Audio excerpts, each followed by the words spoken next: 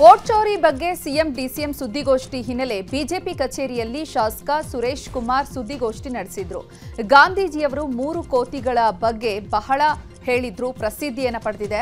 ರಾಹುಲ್ ಗಾಂಧಿಯವರ 3 ಕೋತಿಗಳು ಬೇರೆ, ಒಳ್ಳೆಯದನ್ನ ನೋಡಲ್ಲ, ಒಳ್ಳೆಯದನ್ನ ಕೇಳಲ್ಲ, ಒಳ್ಳೆಯದನ್ನ ಮಾಡಲ್ಲ ಅನ್ನೋದು ರಾಹುಲ್ ಗಾಂಧಿ ಕೋತಿಗಳ ನೀತಿ.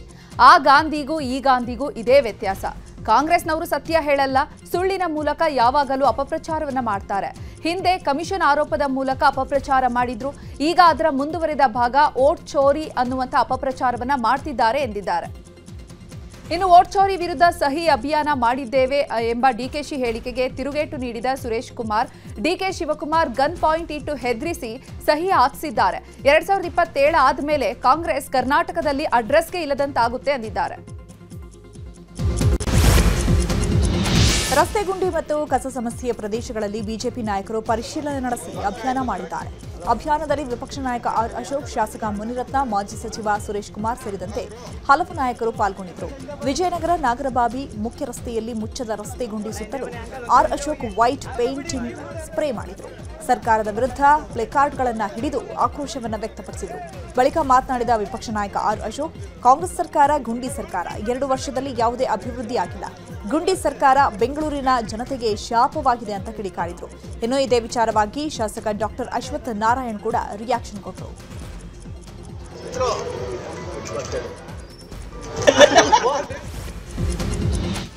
ಕ್ರೈಮ್ ಸುದ್ದಿಗಳನ್ನ ನೋಡೋಣ.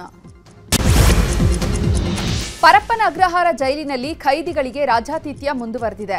ರನ್ಯಾ ರಾವ್ ಪ್ರಿಯಕರ ತರುಣ್ ರಾಜ್ ಜೈಲಿನಲ್ಲಿ ಬಿಂದಾಸ್ ಲೈಫ್ ನಡೆಸುತ್ತಿದ್ದಾರೆ. ಗೋಲ್ಡ್ ಸ್ಮಗ್ಲಿಂಗ್ ಕೇಸ್ನಲ್ಲಿ ಜೈಲು ಸೇರಿರುವಂತಹ ತರುಣ್ಗೆ ಮೊಬೈಲ್ ಜೊತೆಗೆ ಸೆಲ್ನಲ್ಲಿ ಟಿವಿ ವ್ಯವಸ್ಥೆಯನ್ನು ಕೂಡ ಮಾಡಿಕೊಡಲಾಗಿದೆ. ಮತ್ತೊಂದೆಡೆ ವಿಕೃತಕಾಮಿ ಉಮೇಶ್ ರೆಡ್ಡಿಗೂ ರಾಜಾತಿಥ್ಯ ನೀಡಲಾಗ್ತಾ ಇದ್ದು, ರೆಡ್ಡಿ 2 ಆಂಡ್ರಾಯ್ಡ್ ಮೊಬೈಲ್ ಅನ್ನ ಬಳಕೆ ಮಾಡ್ತಾ ಇದ್ದು, ಮೊಬೈಲ್ನಲ್ಲಿ ಮಾತನಾಡುವಂತಹ ವಿಡಿಯೋಗಳು ವೈರಲ್ ಆಗಿವೆ. ಇನ್ನು ಪರಪ್ಪನ ಅಗ್ರಹಾರ ಜೈಲಿನಲ್ಲಿ ಮೋಸ್ಟ್ ವಾಂಟೆಡ್ ಉಗ್ರನಿಗೂ ಕೂಡ ರಾಜಾತಿಥ್ಯ ನೀಡಲಾಗಿದೆ. ಐಸಿಸ್ ಉಗ್ರ ಜುಹಾದ್ ಹಮೀದ್ ಶಕೀಲ್ ಮನ್ನಾಗೆ ಐಷಾರಾಮಿ ವ್ಯವಸ್ಥೆ ಮಾಡಲಾಗಿದೆ.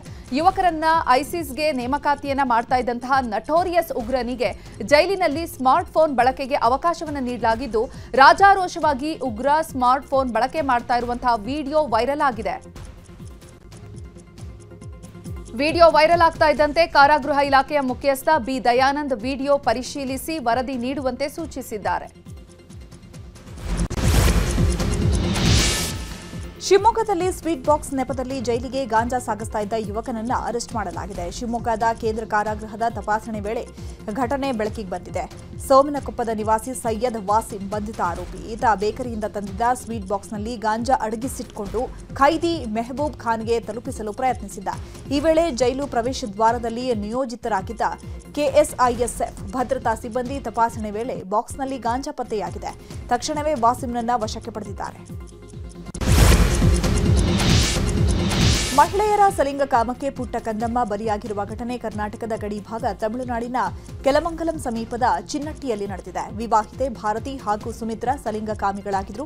ಹೀಗಾಗಿ ಇವರ ಸಲಿಂಗ ಕಾಮಕ್ಕೆ 5 ತಿಂಗಳ ಮಗು ಅಡ್ಡಿ ಆಗ್ತಾ ಇದೆ ಅಂತ ಇಬ್ಬರು ಸೇರಿ ಮಗುವನ್ನ ಉಸಿರುಗಟ್ಟಿಸಿ ಕೊಲೆ ಮಾಡಿದ್ದಾರೆ. ಒಂದೇ ಏರಿಯಾದವರಾಗಿದ್ದ ಸುಮಿತ್ರಾ ಭಾರತಿ ಮಧ್ಯೆ ಸ್ನೇಹವಾಗಿ ನಂತರ ಪ್ರೀತಿಗೆ ತಿರುಗಿದೆ.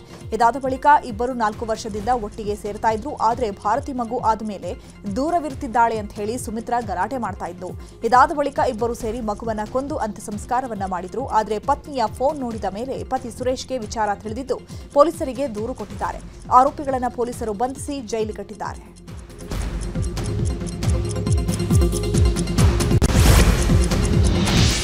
ರೇಣುಕಾಸ್ವಾಮಿ ಕೊಲೆ ಕೇಸಲ್ಲಿ 2ನೇ ಬಾರಿ ಜೈಲು ಪಾಲಾಗಿರುವಂತಹ ದರ್ಶನ್ ಇದೀಗ ಶಕ್ತಿ ದೇವಿಯ ಮೊರೆ ಹೋಗಿದ್ದಾರೆ. ಇಷ್ಟು ದಿನ ಬೆನ್ನು ನೋವು, ಕನಿಷ್ಠ ಸೌಲಭ್ಯಗಳಿಲ್ಲದೆ ಪರದಾಡ್ತಾ ಇದ್ದಂತಹ ದರ್ಶನ್ ಕೋರ್ಟ್ ಮೊರೆ ಹೋಗಿದ್ರು. ಕೋರ್ಟ್ ಮೂಲಕವೂ ಕೂಡ ಸಾಕಷ್ಟು ಕಸರತ್ತನ್ನ ನಡೆಸಿದ್ರು. ಆದರೆ ಹಾಸಿಗೆ ದಿಂಬಿಗೆ ಕೋರ್ಟ್ ನಿರಾಕರಿಸುತ್ತಿದ್ದಂತೆ ಕ್ವಾರಂಟೈನ್ ಸೆಲ್ನ ವಾತಾವರಣಕ್ಕೆ ಹೊಂದಿಕೊಳ್ತಿದ್ದಾರೆ. ಆಧ್ಯಾತ್ಮಿಕ ಪುಸ್ತಕಗಳನ್ನ ಓದ್ತಾ ಚಾಮುಂಡಿ ದೇವತೆಯ ಆರಾಧನೆ ಮಾಡ್ತಿದ್ದಾರಂತೆ.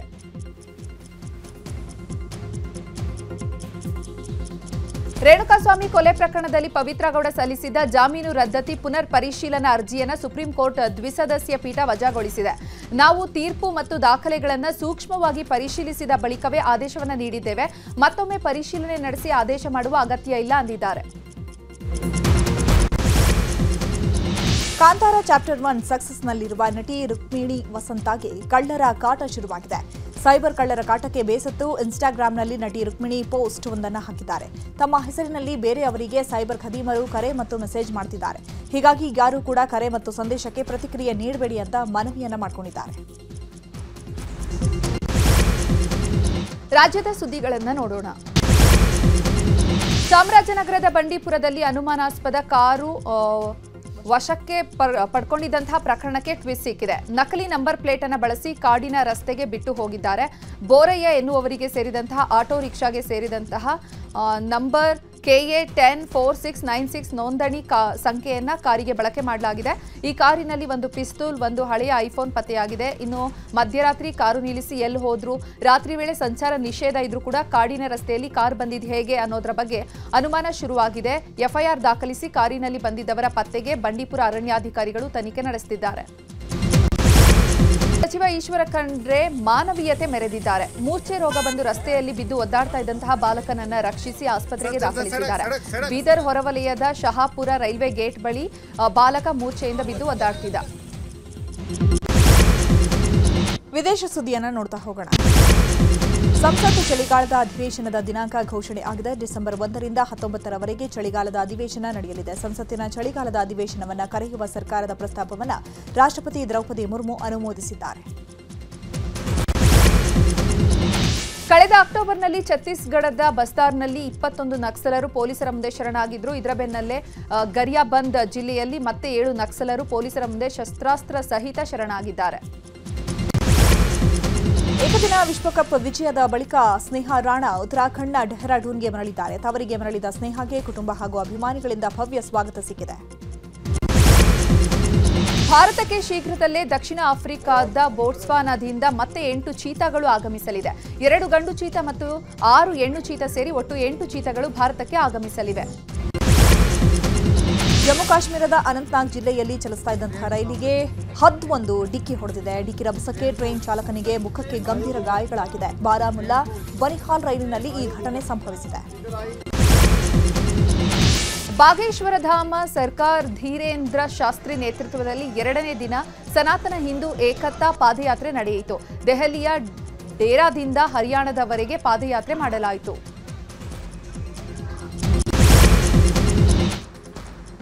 ಅಂತಾರಾಷ್ಟ್ರೀಯ ಸುದ್ದಿಗಳನ್ನು ನೋಡ್ತಾ ಹೋಗೋಣ. ಫಿಲಿಪೈನ್ಸ್ನಲ್ಲಿ ಕಲ್ಮೇಗಿ ಚಂಡಮಾರುತ ಅಪ್ಪಳಿಸಿದ್ದು ಅಪಾರ ಹಾನಿ ಉಂಟು ಮಾಡಿದೆ. ಈವರೆಗೆ ಚಂಡಮಾರುತದ ಪ್ರಭಾವಕ್ಕೆ 188ಕ್ಕೂ ಹೆಚ್ಚು ಮಂದಿ ಸಾವನ್ನಪ್ಪಿದ್ದು 130ಕ್ಕೂ ಹೆಚ್ಚು ಜನರು ಕಣ್ಮರೆಯಾಗಿದ್ದಾರೆ. ಕೆರಿಬಿಯನ್ನಲ್ಲಿರುವಂತಹ ಜಮೈಕಾ ಮತ್ತು ಕ್ಯೂಬಾದಲ್ಲಿ ಮೆಲಿಸಾ ಚಂಡಮಾರುತದಿಂದ ಜನರು ಅಕ್ಷರಶಃ ನಲುಗಿ ಹೋಗಿದ್ರು.